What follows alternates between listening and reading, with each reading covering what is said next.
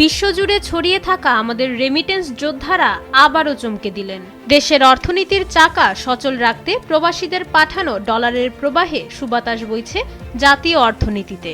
মাত্র ১৬ দিনেই দেশে এসেছে এক বিশাল অঙ্কের প্রবাসী আয়, যা আগের সব রেকর্ডকে ছাড়িয়ে যাওয়ার ইঙ্গিত দিচ্ছে। বাংলাদেশ ব্যাংকের সর্বশেষ তথ্য অনুযায়ী ২০২৫ সালের ডিসেম্বরের প্রথম ১৬ দিনেই দেশে এসেছে ১৮২ কোটি ৬০ লাখ মার্কিন ডলার। গত বছরের এই একই সময়ের তুলনায় যা উল্লেখযোগ্যভাবে বেশি। এমনকি ১৫ ও ১৬ ডিসেম্বর এই মাত্র দুদিনেই প্রবাসীরা পাঠিয়েছেন প্রায় ১২ কোটি মার্কিন ডলার।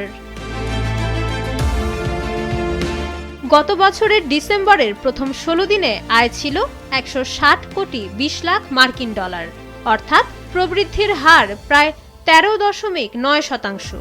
শুধু মাস হিসেবেই নয়, পুরো অর্থ বছরের চিত্র আরও আশাব্যঞ্জক।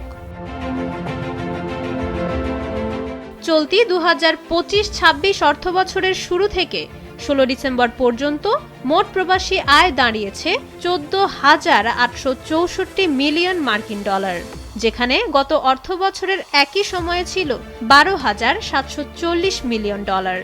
অর্থাৎ অর্থ বছরের শুরু থেকে এখন পর্যন্ত ১৬.৭% প্রবৃদ্ধি অর্জন করেছে বাংলাদেশ। সাফল্যের ধারা কিন্তু হঠাৎ করে আসেনি।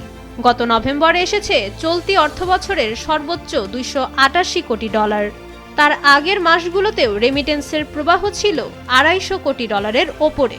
আর বিদায়ী ২০২৪-২৫ অর্থবছর তো ইতিহাসের পাতায় নাম লিখিয়েছে ৩০.৩২ বিলিয়ন ডলারের রেকর্ড গড়ে।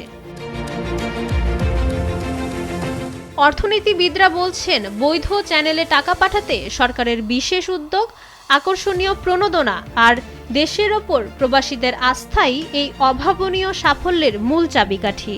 এই ডলারের জোয়ার আমাদের বৈদেশিক মুদ্রার রিজার্ভকে করবে আরও শক্তিশালী, আর দেশের অর্থনীতি পাবে নতুন প্রাণ। মাইশা মালিহা, সময়ের আলো।